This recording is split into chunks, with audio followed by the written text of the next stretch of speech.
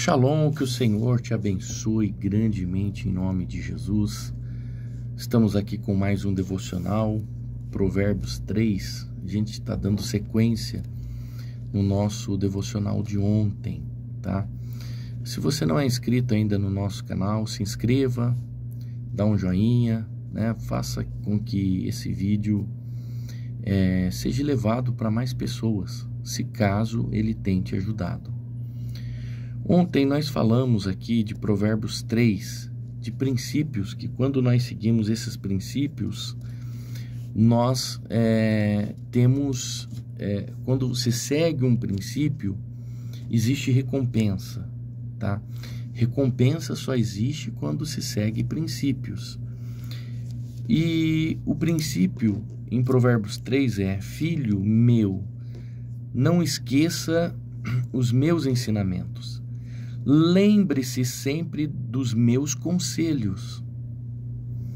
Os meus ensinamentos lhe darão uma vida longa, com prosperidade e paz. Então, ontem nós falamos de 3 coisas maravilhosas. Falamos da vida longa, prosperidade e paz, que é quando eu pratico o que está no versículo 3, que diz assim: não abandone a lealdade e a fidelidade. Veja que ontem eu estava falando na NVI, hoje eu estou falando na NTLH. Ele está dizendo: seja leal e seja fiel, não abandone a lealdade e a fidelidade. Por quê? Porque quando você pratica esses 2 princípios, você tem vida longa e você tem prosperidade e você tem paz. É isso que gera praticar esses 2 princípios: o amor, a lealdade e a fidelidade para com Deus. E aí ele diz assim: guarde-as muito bem gravadas no seu coração. E se for preciso, coloque no seu pescoço. Coloque um cordão no seu pescoço para você lembrar de ser leal e de ser fiel, porque isso gera vida para a sua vida. Se você fizer isso, agradará tanto a Deus como os seres humanos. Ou seja, na NVI diz que se você fizer isso, você terá o favor de Deus e também dos homens. Então, todos nós precisamos de favores de vez em quando, né? De um parente, de um colega de trabalho, de um familiar. Só que nem sempre a gente consegue esses favores. E o texto está dizendo que se você for leal e fiel, você vai ter o favor de Deus. Se você praticar o amor, se você praticar a fidelidade com Deus, você vai receber o favor de Deus, e Deus também colocará seres humanos, homens, para prestarem favor para você. Confie no Senhor de todo o seu coração e não se apoie na sua própria inteligência. Lembre-se de Deus em tudo o que fizer, e Ele lhe mostrará o caminho certo. Aqui ele mata o orgulho, a altivez. Tá? A partir desse momento, ele vai ensinar um outro princípio. Qual? Tirar a altivez do coração. Tudo que você faz, tudo que você tem, todo o sucesso que você conquistou, não é graças a você, é graças a Deus. Está dizendo: lembre-se do Senhor, né? Confie nele de todo o coração. Significa que não é para você confiar parcialmente, é para você confiar integralmente, ou seja, de todo. O teu coração tem que ser todo dele. É se jogar e não se apoiar na sua inteligência. Porque tem gente que fala assim: eu estudei numa faculdade boa, tenho um diploma bom, um certificado bom. Se não der certo aqui, dá certo ali. Eu sei fazer, eu sei trabalhar, eu faço, eu aconteço.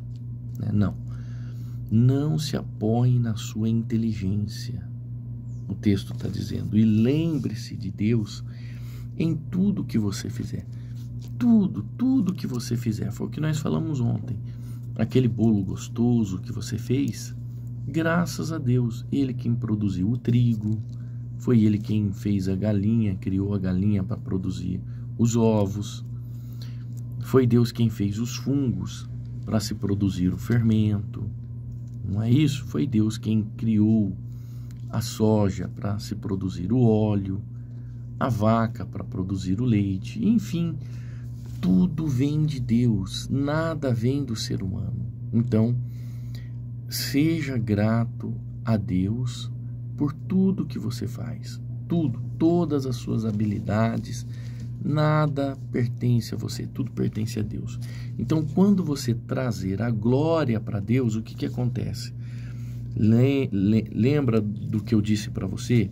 Que cada princípio cumprido existe uma recompensa. Então, quando eu trago Deus para tudo que eu faço, vem então, olha só, a recompensa. Olha, não fique pensando que você é sábio. Tema o Senhor e não faça nada que seja errado, porque isso lhe será um bom remédio para curar as suas feridas e aliviar os seus sofrimentos. Na NVI diz que isso será vigor, né, para os seus ossos, para a sua vida. Na NTLH, que é essa aqui que eu estou lendo, ela diz que será um bom remédio para curar as suas feridas e aliviar os seus sofrimentos, ou seja, lhe dará vigor. O que prolonga a sua vida na terra, como nós lemos lá no versículo 3, o que prolonga a sua vida na terra, o que te dá vigor, o que te dá saúde, não são os melhores médicos, não são. É Deus. É Deus quem lhe dá saúde e vigor. A maior prova disso está em Deuteronômio 34, versículo 7. Deve ser o versículo 7, que fala da morte de Moisés. Lá diz que Moisés tinha 120 anos quando morreu. Só que o texto diz que os teus olhos nunca se escureceram, nunca se tornaram embaçados, e ele nunca perdeu o vigor. Por quê? Quem foi que fez isso? Quem eram os médicos lá no deserto, na península do Sinai, aonde Moisés estava? Era Deus, o próprio Deus. Veja que Moisés não desenvolveu nem catarata, ele não perdeu nem a visão. E ele não perdeu o vigor. Por quê?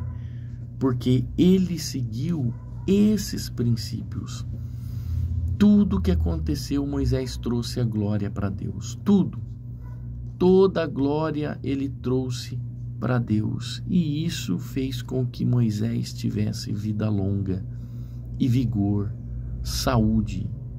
Porque não importa quantos anos você vai viver na terra. O que importa é como você vai viver.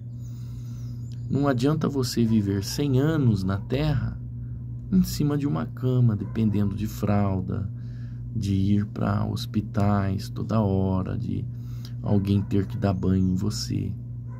Moisés viveu 120 anos com vigor. Um dia lá em cima no Monte Pisga, Deus disse que o levaria. Tanto que ele ainda completa o livro de Deuteronômio 34. Quem foi que escreveu o Pentateuco? Não foi Moisés? Moisés escreveu sobre a sua própria morte. Olha só. Moisés escreveu. Deus revelou para ele tudo. E antes de recolher Moisés, Moisés completou o capítulo 34 do livro de Deuteronômio. Ele concluiu o capítulo 34.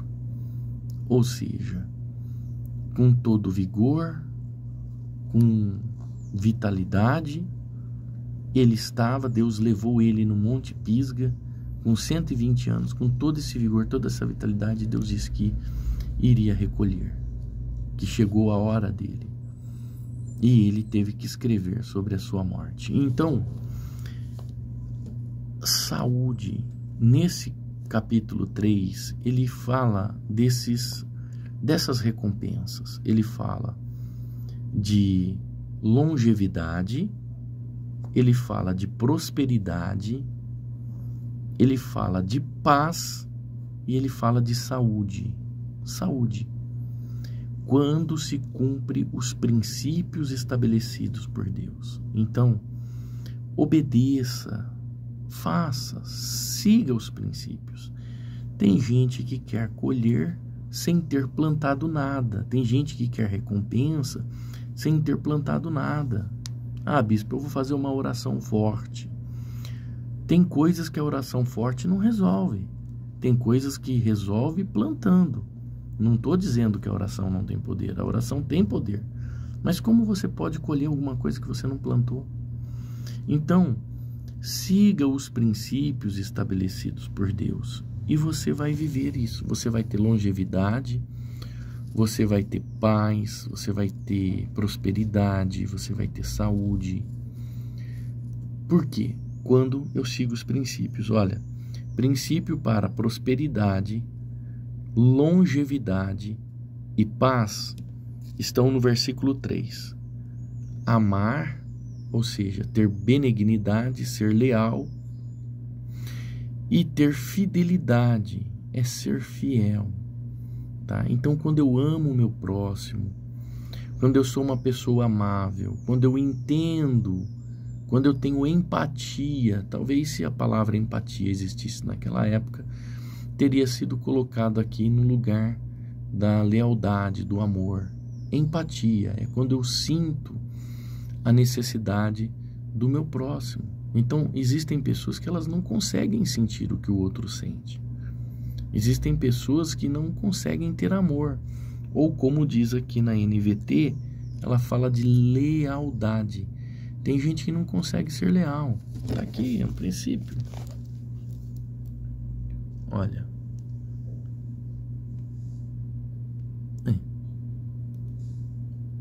Lealdade e fidelidade. Tem gente que não consegue ser leal. Tem gente que é desleal o tempo inteiro. Trai os amigos. Traem os seus líderes, né?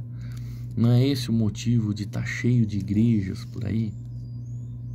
Estava conversando com um pastor, eu falei assim, como aumentou essas igrejas churches, né? Essas igrejas pretas, né?